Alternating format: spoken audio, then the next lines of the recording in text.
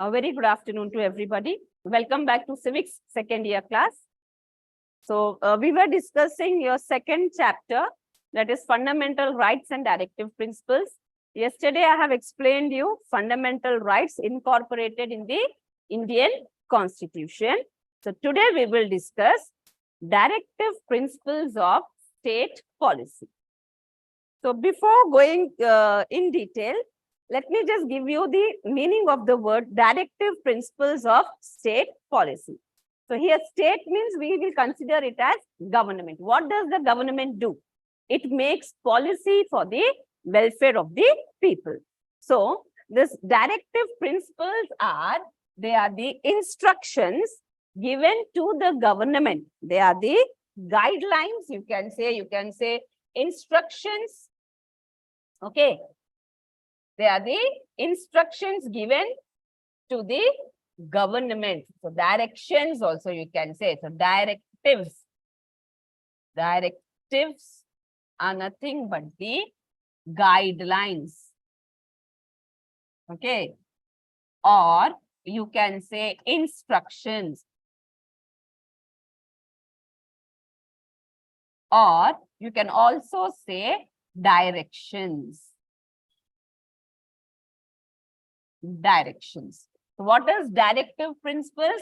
These are nothing but the instructions or directions or guidelines given to the government. Here the word state is nothing but government for making policies. Why does the government make policies? It makes policies for the welfare of the people. It makes policies for the welfare of the people. What are directive principles? Directive principles are nothing but they are the instructions. They are the instructions given to the government by the Constitution. They are the instructions given to the government. Here it is mentioned. Directive principles are the instructions given by the Constitution to the government. Who is giving instruction? Constitution. To whom? To government. Okay. So it is clear here that it is from the Constitution. So where are these directive principles mentioned in the Constitution? The directive principles are discussed in part 4 after your fundamental rights. Fundamental rights are in part 3, whereas directive principles are discussed in part 4, article 36 to 51. If you remember, yesterday we have discussed fundamental rights are in part 3, articles 12 to 35. So after 35, 36, part 4 of Indian Constitution, article 36 to 51 deals with the directive principles of state policy. Okay. I hope you are clear with the meaning of this word directive principles. It is nothing but the instructions or guidelines given by the Constitution or directions given by the Constitution for making policies. Okay. So these directive principles, they are of 3 types. One is socialist. Okay, which aims at welfare of the society. Socialist principles, from word socialist, we can say it is something related to society. Okay, then Gandhian principles. These are based on the ideas of Gandhi. That's why we are calling it as Gandhian principles, ideas of Gandhi. And liberal principles. Liberal means these are the instructions given by the learned or intellectuals. Okay, how to make policies. So directive principles, they are of 3 types: socialist, Gandhian, and liberal. Okay, I hope I'm clear till here. So let us discuss the socialist principles. Okay. So here the articles are not in order. Okay, it's difficult to remember the article numbers, but still, if you can learn the article numbers, well and good. Otherwise, directly you can write what are socialist principles. Okay, so let us see what are socialist principles. They are discussed in Article 38, 39, 41, 42, 43, 46, and 47. Okay, they are discussed in Article 38, 39, 41, 42, 43, and 46, 47. So what are socialist principles? These principles aim at establishing welfare state.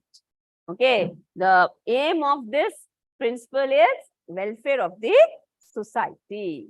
Okay, so let us discuss Article 38. What does Article 38 says?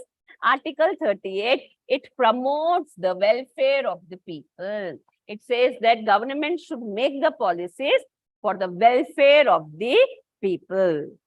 Article 38, it promotes the welfare of the people. When government is making policy, it should make the policies for the welfare, for the benefit of the people.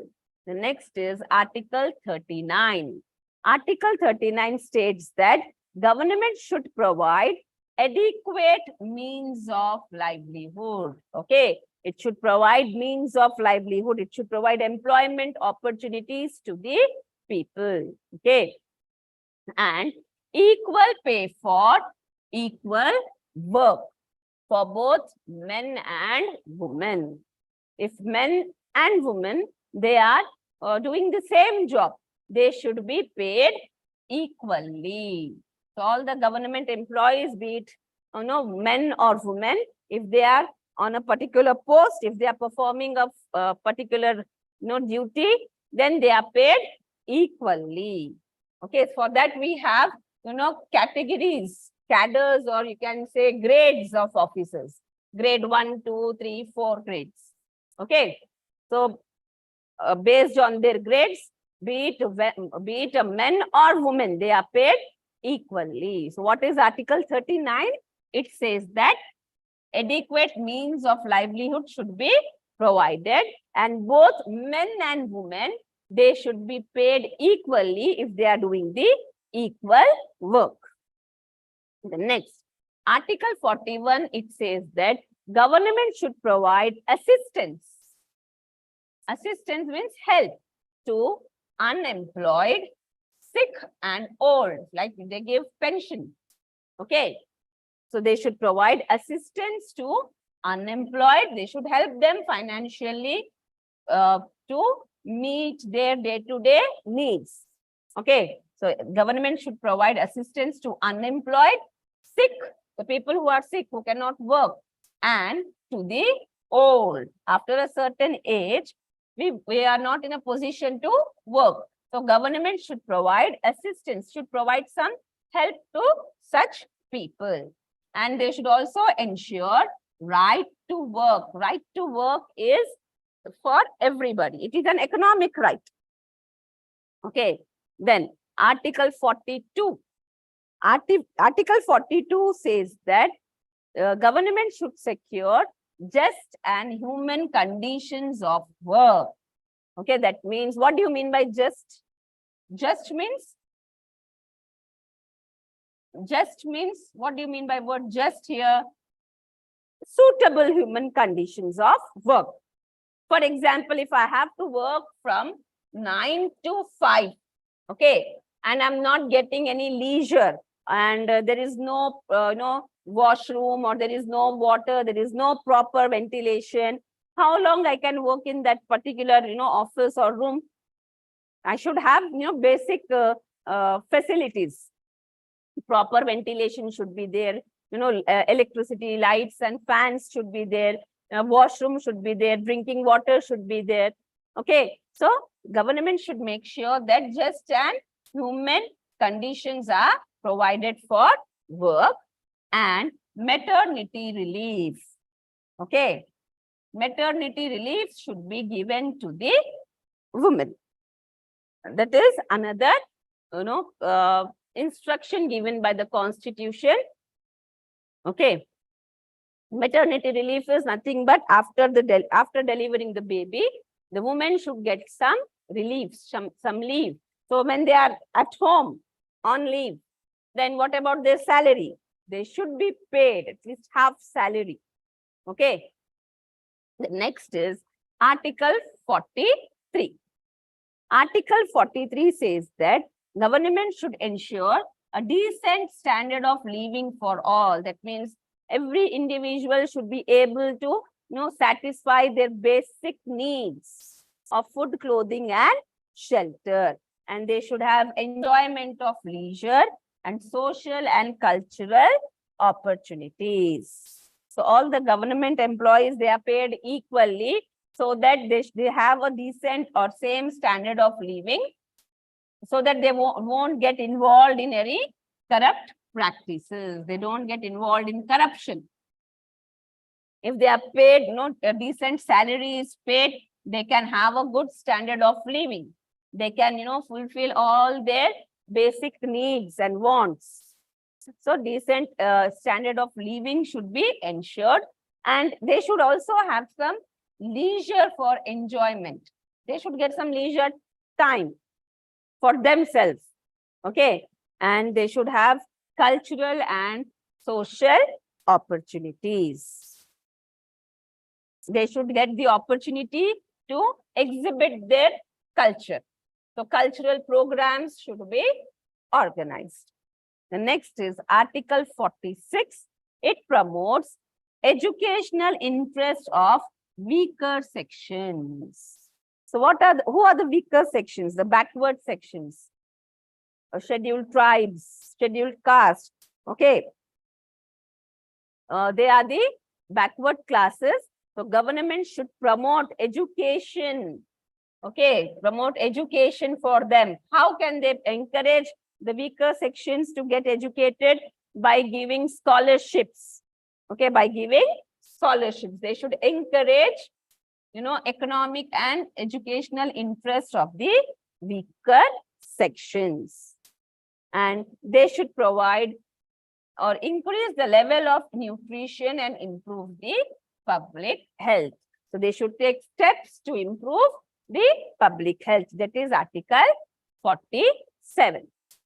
Okay, so socialist principle, you can easily understand that they are based, they aim, not based, they aim for the welfare of the people. Okay, socialist means something related to society. Government should take steps to, for the welfare of the people. Government should work to promote the welfare of the people. Okay, so let us move to the next. Next is your Gandhian principles. I told you in the beginning itself, Gandhian principles are based on the idea of Gandhi. Gandhian principles are based on the idea of Gandhi. Again, these articles are not in order. So what are the articles under Gandhian principles? Article 40, 43, 46, 47, 48, 48A. A means Article 48 was amended, and Article 49. Okay, Article 49. So these are the articles under Gandhian principles. So what are those? Let us see. Article 40. Article 40, it says that village panchayat should be organized. And every village should have village panchayat so that they can solve their problems locally. Okay. Then they should promote cottage industries, small scale industries should be encouraged so that more and more people will get employed. Okay, so that they can, fulfill their basic needs. Then again, Article 46, you have discussed this in socialist principle also. Article 46, it promotes educational and economic interest of the weaker sections. So government should, make policies to develop economic and educational interest of the weaker sections, backward classes, because they are backward. They cannot afford the education for their children. So how the education can be encouraged? By providing free education, free books, distributing free books, then giving scholarships. In that way, they can encourage the weaker section to get their children educated.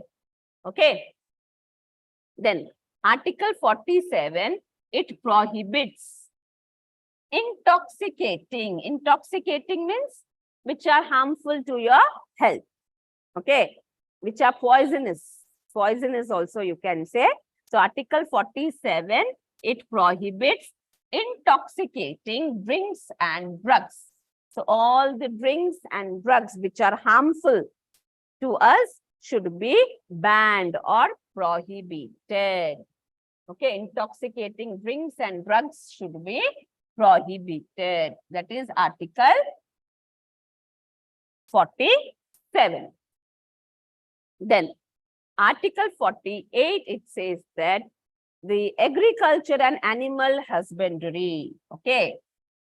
So in agricultural field and in rearing of animals, what is animal husbandry? It is rearing of animals. We should adapt scientific methods. We should adapt scientific methods in agriculture and in animal husbandry so that we can get more and more yield. Okay, output. Okay. Then Article 48A. I told you, whenever you see this word, this letter capital A with articles, it means amendment. It means amendment. So Article 48 was amended and this was added to it. What is that?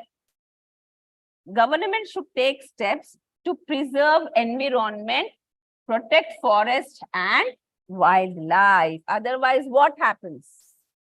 Otherwise, if forest and wildlife is not protected, if environment is not protected, then that is the people who will suffer and wild animals will become extinct. So, government should take steps to protect forest and wildlife and they should preserve the environment. That is Article 48A. And then next is Article 49. What is Article 49? Article 49, it instructs the government to protect monuments. Okay, what are monuments? They are the historical buildings. Okay, and the places of national importance. Okay, it is the responsibility of the government to protect monuments which are of national importance. Which are of national importance. I hope I am clear with Article 49, up till Article 49, that is socialist and Gandhian principles. We have discussed socialist principles which aims at welfare of the people, welfare of the society. And Gandhian principles, they are based on the ideas of Gandhi. So let us move to the third type of principles, that is liberal principles. Liberal principles. Now, liberal principles, they aim at realizing the liberal ideas, the ideas of the learned people, the intellectuals. Okay. So what is Article 44? So what are the articles under liberal principles? We have Article 44, 45, 50 and 51. Article 44, 45, 50 and 51. They deal with the liberal principles. What are liberal principles? They are the ideas of, intellectuals, learned people. So what is that? The first is Article 44. Article 44 instructs for securing uniform civil code throughout India. That means the same laws should be applicable throughout the country. Then Article 45, it instructs the government to provide free and compulsory education for all the children below the age of 14 years. If you remember, when we discussed, fundamental rights, there also I have told you that it is the right of every child to get educated up to the age of 14 years. Then when we discussed fundamental duties, there also I told you that parents should provide education to the children up to the age of 14 years. And here, the Constitution instructs the government to provide free and compulsory education up to the age of 14 years to all the children. There shall not be any discrimination. Article 50, it says that the government should take steps to separate judiciary from the executive. The judiciary should be independent. It should not be under the control of executive. And Article 51, it promotes international peace, respect for international laws, and to resolve disputes through discussions. If there are any disputes, if there are any conflicts, disputes, or disagreements that can be resolved, that can be solved through discussions, we need not indulge in war. Okay, we need not indulge in war. India is a peace-loving country. So if you have any dispute or conflict with any other country, then that can be resolved through discussions. So that is the Article 51. So with this, we complete our directive principles.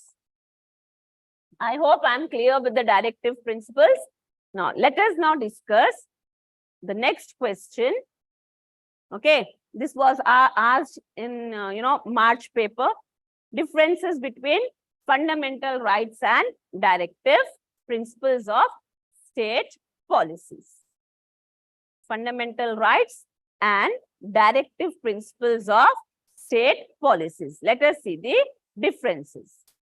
So what are fundamental rights? Fundamental rights are the privileges to the citizens. You can start like this also. First point you can write, fundamental rights are privileges to the citizens, whereas directive principles are the instructions to the government. Here state means government. Who is giving this instruction? Constitution. Okay. So what are fundamental rights? They are the privileges. They are the benefits given to the citizens. And directive principles are instructions given to the state, that is government, by the Constitution. So both fundamental rights and directive principles, they are part of our Constitution. So let us discuss fundamental rights first. Now, fundamental rights are negative in nature. Why they are negative? They are the privileges, right? They are the privileges given to the citizens. But if you see this from government's point of view, the fundamental rights are restricting the activities of the state. It is restricting the activities of the government. So they are negative in nature. They are negative in nature. Government cannot make any law against the Constitution, right? So the activities of the government are restricted. Here the activities of the government are restricted. That is why we are saying that they are negative in nature. Fundamental rights are negative in nature because it restricts the activities of the state. Whereas directive principles are positive in nature. Here the government has given, and the government has got more powers for making policies and programs for the welfare of the people. So here they are positive because it is extending the activities of the state. Okay, it is extending the activities of the state. I hope I am clear with the first point. Fundamental rights are negative in nature. Directive principles are positive in nature. If you can't remember complete sentence, if you are writing at least the first part, Fundamental rights are negative in nature. Directive principles of state policy are positive in nature. That is also enough. Now, fundamental rights are justiciable. Okay, justiciable. What do you mean by this? Suppose if you're not allowed to use your rights, you can go to court of law and court will protect your rights by issuing writs, orders.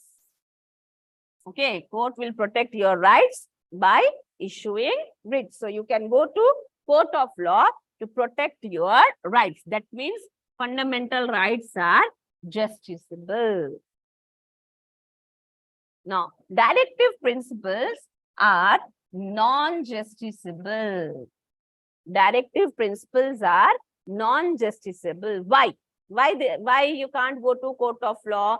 Because it is no, directive principles are extending the activities of the state. It is making programs for the welfare of the people. If government have funds, then they will implement the policies and programs. If they don't have funds, they will not implement the policies and programs. So you cannot go to court of law to force the government to implement the policies made by them. You cannot force the government to implement the policies made by them, because they will implement the policies only on the availability of the funds. They'll make the policies for the welfare of the people, but many a times it happens that they don't implement those policies because they lack funds.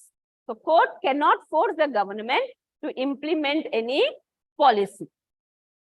So they are non-justiciable. Okay, I hope I'm clear with the second point. So this also, if you can't remember everything, just write like this. Fundamental rights are justiciable. Directive principles are non-justiciable. Okay.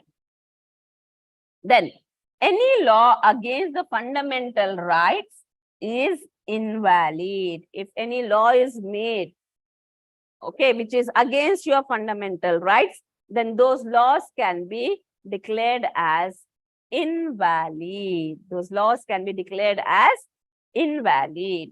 Whereas in case of, directive principles, no law can be declared as invalid. After, formulating the policies, then only they will pass the laws, right? So no law can be declared as invalid because they are violating directive principles. No, you cannot say that there is the law which is violating the directive principles. Okay, you cannot declare any law invalid on the grounds that it is violating directive principles. I hope I'm clear with this 3 points. Let us move to few more points. Next. Now, fundamental rights are individual oriented. We say fundamental rights, they are concerned with the individuals. Okay, each and every individual, they enjoy fundamental rights. So that's why we say that fundamental rights are concerned about individuals. Okay, and the fundamental rights, it protects the life and liberty of the people. Okay, fundamental rights are protecting the rights and liberties of the people.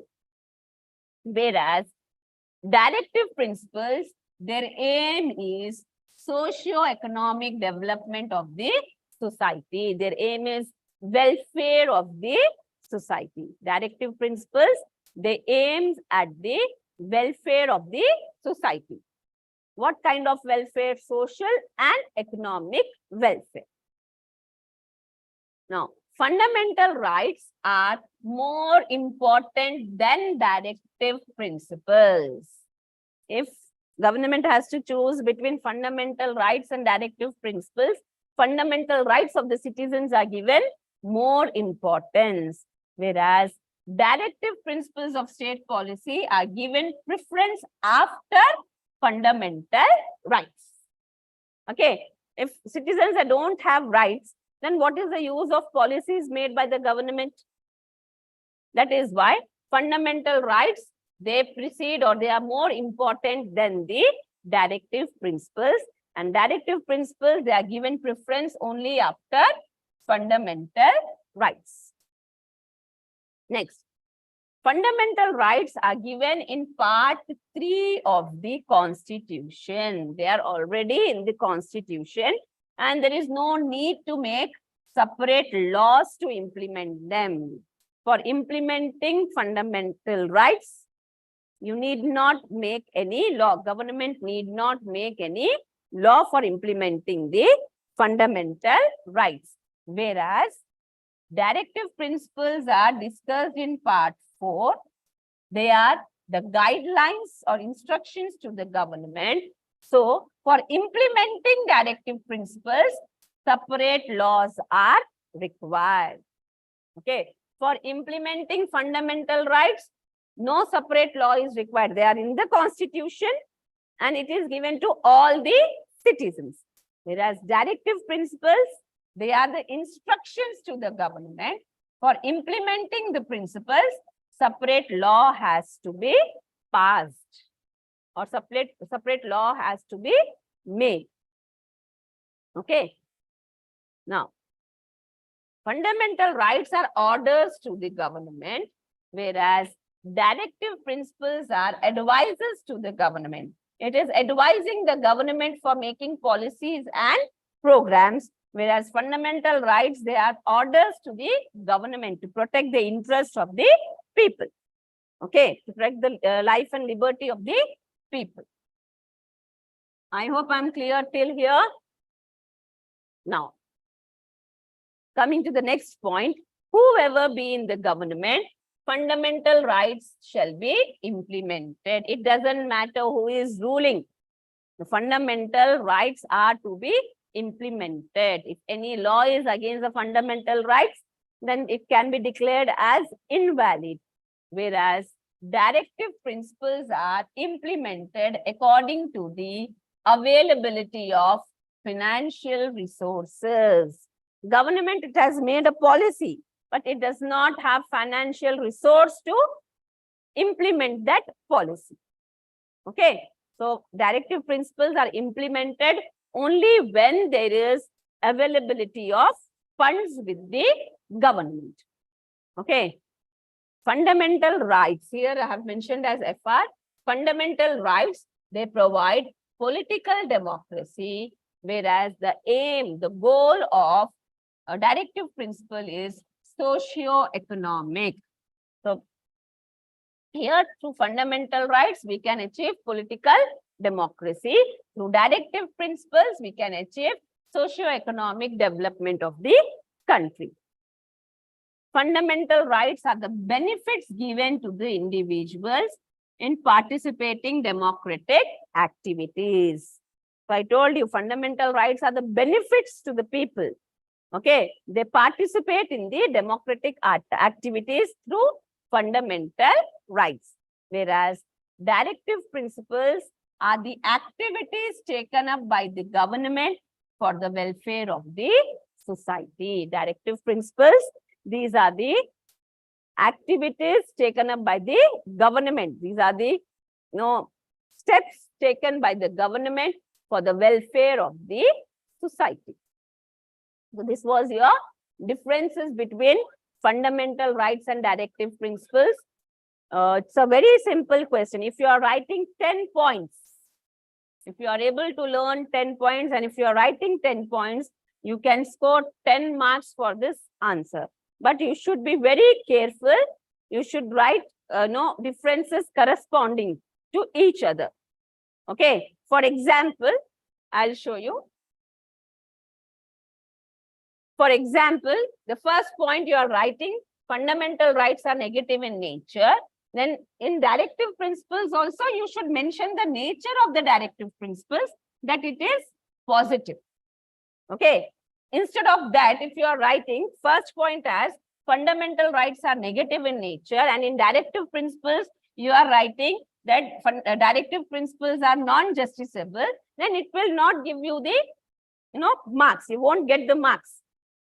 So differences means you should write corresponding differences. Otherwise, you won't get marks, full marks. So always, whenever you are writing differences, make sure that you are writing corresponding differences, and it should always be in a tabular form. Okay, like this in table. Tabular form means it should be in a table. Many students, they know what they do. They'll write fundamental rights. Then below that, they'll write directive principles. That is not the way of writing differences. When you say differences, differences means you should show them side by side in a table. Then only it will be easy for the examiner to understand. So with this, we have completed all the 3 LAQs of this chapter. That is fundamental rights, directive principles, and differences between fundamental rights and directive principles. One question is for sure out of this 3. Okay. Now coming to very short answers. Yesterday we have discussed. I told you if you are thorough with fundamental rights, you can answer 4 very short answers. Okay, right to equality, right to freedom, right to religion. What are these? These are the fundamental rights. Then, if you are learning directive principles, then you can answer 2 more very short answers. That is Gandhian principles and socialist principles. You will get 1 question out of this 6 questions. So, and this fundamental duties is the most repeated question. With this, we have completed your 2nd chapter. See, if you are thorough with, at least 4 or 5 chapters in 2nd year, you can easily get through your exam. Like I told you, you have chapter, repeatedly I say this, chapter 1, 2, 3. Okay, then 7 and 9. From these 5 chapters, you will get 5 LAQs. You have to answer 3. Okay, then you will get 4 SAQs. You don't have SAQs in 2nd chapter, but you have SAQs in chapter 1, 3, 7, 9. So from chapter 9, you will get 2 SAQs. Okay, chapter 9, you will get 2 SAQs. So you will be able to answer 2, 3, 4, 5 SAQs. 30 marks for LAQs. Then 1, 2, 3, 4, 5. 5 5s are 25 marks for SAQs. Then coming to VSAQs, you will get 1 from 2nd chapter, 2 from 1st chapter, 2 from 3rd chapter, 2 from 7th chapter, and 3 from 9th chapter. So 4, 5, 6, 7, 8, 9 questions. 9 twos are 18. Okay, so around 73 marks you can write. You can attempt for 73 marks if you are, thorough with at least this 5 chapters. Then chapter 5, it has got 2. You will get 2 5 marks questions from chapter 5. So whenever you are learning, learn according to the weightages of the chapter, so that you can, attempt more questions and you can get through your exams. For supplementary, it is, passing your paper is important. And students who are, appearing for the improvement, they can learn all the chapters. Then right to constitutional remedies. This is again you have discussed in your fundamental rights. So out of the 7 questions, you will get 1 question, and out of 7, you are covering 6 questions in LAQs. You need not learn those answers again. Okay. So coming to your next chapter, that is, I'm directly going to your last chapter, that is India and the world. Your last chapter, chapter 11, India and the world. Again, in this, the weightage for this chapter is 9 marks. Weightage for this chapter is 9 marks. You don't have any LAQ here. You have SAQs and VSAQs in this chapter.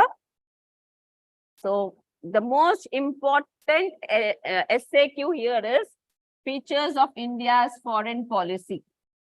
Okay, this is most repeated question. Out of this 5, 1 is compulsory and very short answers. This Panchsheel is again repeated question.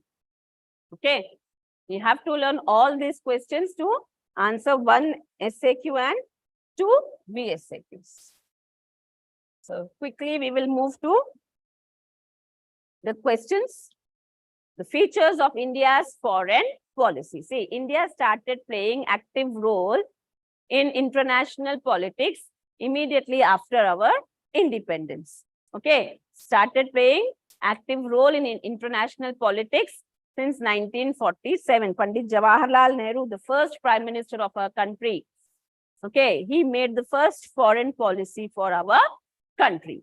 So what are the basic features still we are following? So what are the basic features? First is international peace. I told you India is a peace-loving country. The foreign policy of India, it aims at promoting peace, friendship and cooperation with all the countries of the world. If you see, when we discussed, directive principles under Article 51, liberal intellectual principles, I told you that state should work for promoting international peace and security. So the basic feature of India's foreign policy is international peace. Okay. The next is Panchsheel. See, if you are learning this Panchsheel here, then you can answer it for 2 marks. So what is Panchsheel? Panchsheel means 5 principles. Okay, Panch means 5, Sheel means principles. So what the meaning of this word Panchsheel is 5 principles. So what are the 5 principles? The first is mutual respect for territorial integrity and sovereignty of the state. Okay, so we should respect the sovereignty, integrity and territory of other states. Okay, when we want others to respect us, we should respect them also. So it is mutual respect. Mutual respect. If you are not, trying to invade any country, or we are not trying to have a control over the other countries, then they will also not try to invade us. So there should be mutual respect for territorial integrity and sovereignty of the state. Territorial integrity and sovereignty of the state.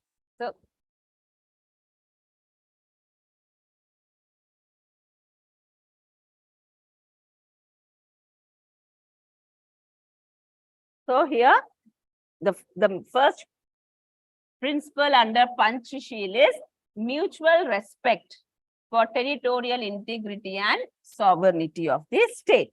Next is non-aggression. We should not be aggressive. Okay, we should try to resolve our conflicts through discussions. So non-aggression is also one of the features of India's foreign policy. That is principle of Panchsheel. The next is non-interference in the internal affairs of other states. So we should not interfere in the internal matters of other states. Equality and mutual benefit. We should not consider any state, superior or inferior to us. We should treat that all the states are equal to us, and we should work for mutual benefits. We should work for mutual benefits. And we should live peacefully. The last feature is peaceful coexistence. Peaceful coexistence is the another feature of Panchsheel, or one of the principles of 5 principles. So what are the 5 principles here? Mutual respect for territorial integrity and sovereignty, non-aggression, non-interference in the internal matters of the other states, equality and mutual benefit, peaceful coexistence. Okay, these are the 5 principles under Panchshil. So this is one of the important feature of the India's foreign policy, and many other states have adapted this feature. Many states have adapted this features. And it is not these 5 principles an individual can inculcate or follow in his own life also. Okay, it is benefit for the person also. For example, if you respect others, others will respect us. We can resolve our, disagreements or conflicts through discussions. We need not become aggressive. Okay, we should not interfere in the matters of others. Okay, we should treat everybody equal to us. Okay, and we should live peacefully. So these are the 5 principles under Panchshil. Next feature of see, if you say in question, they'll ask you any 2 features or any 4 features. So you always remember that you should write 5 features. If they're asking 2 also, you should write 5, because if you're writing 2 features, it will not fetch you, 5 marks. So you should write 5 features. Next is non-alignment. What do you mean by alignment? Align means going to one side. Okay, going on one side. So India, it is against alignment. It said that it will not support, okay, any power block. Okay, it will not support any power block. It is against military alliances. Okay, it is against military alliances. India said that we will not support any power block. We won't support. We are not in a favor of any power block. That is non-alignment. We don't commit to any power block. We won't commit to any power block. The next is faith in United Nations. Okay, United Nations, it is a peacekeeping organization. It was formed after the failure of League of Nations. League of Nations was formed after First World War, but it could not prevent Second World War. So, after the failure of League of Nations, United Nations organization was formed as a peacekeeping organization. So, India, it has, it cooperates with the United Nations in its peacekeeping activities, because India itself is a peace-loving country. The next is disarmament. Okay, India's foreign policy, it always committed to disarmament. That means it never favored the use of nuclear energy. It said that we should not use nuclear energy in a destructive way. Instead, we should use the nuclear energy for peaceful purposes. Okay, it opposed the use of nuclear weapons irrationally. We said that we should use the nuclear energy for the benefit, for peaceful purposes, and we should not use the nuclear weapons irrationally. Without thinking, we should not use nuclear weapons. So India is against disarmament. Disarmament means it is against using nuclear weapons. Non-alignment, it means it is not supporting any power block. It is not supporting any power block. So this was your features of India's foreign policy. The most repeated and important question. Okay, it is the most repeated and important question. I request all of you to learn this answer thoroughly, so that you can, easily attempt this question. So next is general functions of General Assembly. Now, this is the next part of this chapter is related to United Nations organization. Just now we have discussed India, it is supporting United Nations organization in peacekeeping activities. So I told you what is United Nations Organization. United Nations Organization, it was formed after the failure of League of Nations. Okay. For making peace in the world. So it is a peacekeeping organization. So it is called as government of the governments, you can say, because it is governing all the countries. That is why I call it as government of the government. So there are 193. So when I am saying it is government of the government, this United Nations organization has also got some organs like United Nations General Assembly, United Nations Security Council, International Court of Justice, Trusteeship Council, Social and Economic Council. Okay, so like this, it has got 6 organs. So General Assembly, it is the legislative organ of the United Nations organization. It is the legislature of UNO. General Assembly, it is the legislature of UNO. There are 193 member nations in UN General Assembly. Okay, in United Nations Organization General Assembly, there are 193 member countries. 193 countries are the members of General Assembly. So what are its functions? It discusses all the matters regarding the world peace and security. So what does the assembly, that is legislature, does? It will discuss the various issues. So here, United Nations General Assembly, it will discuss the matters relating to peace and security. Then it also direct and supervise the matters concerning international socio-economic cooperation, how the nations can cooperate with each other for the upliftment. Then General Assembly, it also controls the finances of the UN. We have discussed, right? Legislature, it controls the finances of the government. It approves the budget of the government. Similarly, United Nations organizations, General Assembly will control the finances of United Nations organization.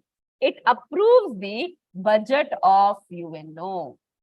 The budget of UNO has to be approved by the General Assembly. It is the legislative body or legislative organ of the UNO. What is General Assembly? I'll write it here.